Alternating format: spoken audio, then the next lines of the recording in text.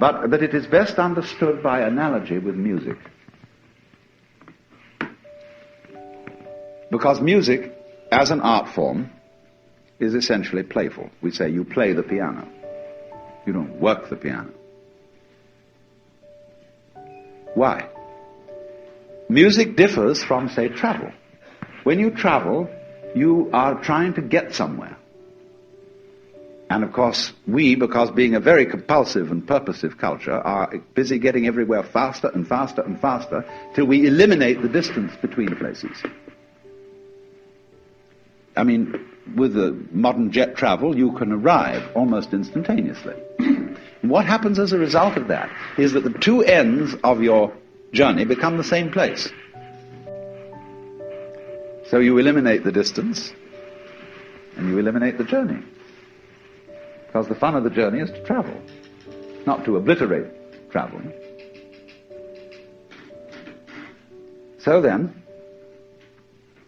in music, though, one doesn't make the end of a composition the point of the composition. If that were so, the best conductors would be those who played fastest. And there would be composers who wrote only finales. People go to a concert just to hear one crashing chord, because that's the end.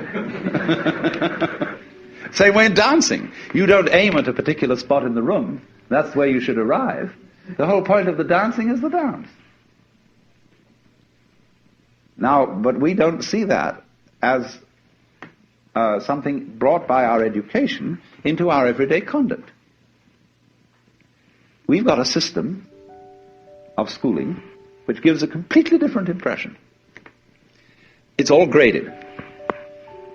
And what we do is we put the child into the corridor of this grade system with a kind of, come on, kitty, kitty, kitty. And yeah, you go to kindergarten, you know, and that's a great thing because when you finish that, you'll get into first grade. And then, come on, first grade leads to second grade, and so on, and then you get out of grade school, and you've got high school, and it's revving up, the thing is coming, then you're going to go to college, and by Jove, then you get into graduate school, and when you're through with graduate school, you go out to join the world. And then you get into some racket where you're selling insurance, and they've got that quota to make, and you're going to make that, and all the time, the thing is coming. It's coming, that great thing, the success you're working for. Then when you wake up one day about 40 years old, you say, my God, I've arrived. I'm there. And you don't feel very different from what you always felt.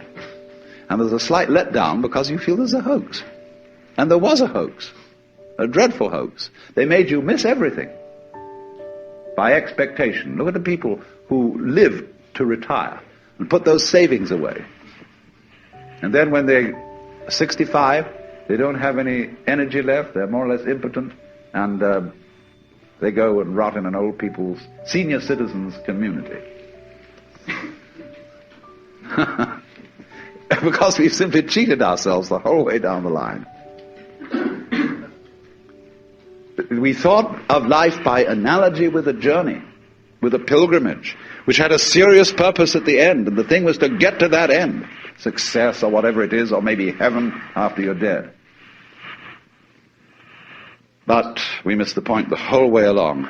It was a musical thing, and you were supposed to sing or to dance while the music was being played. So then, this is, as I said, my basic metaphysical assumption, which I won't conceal from you, that existence is musical in nature. That is to say that it is not serious. It is the play of all kinds of patterns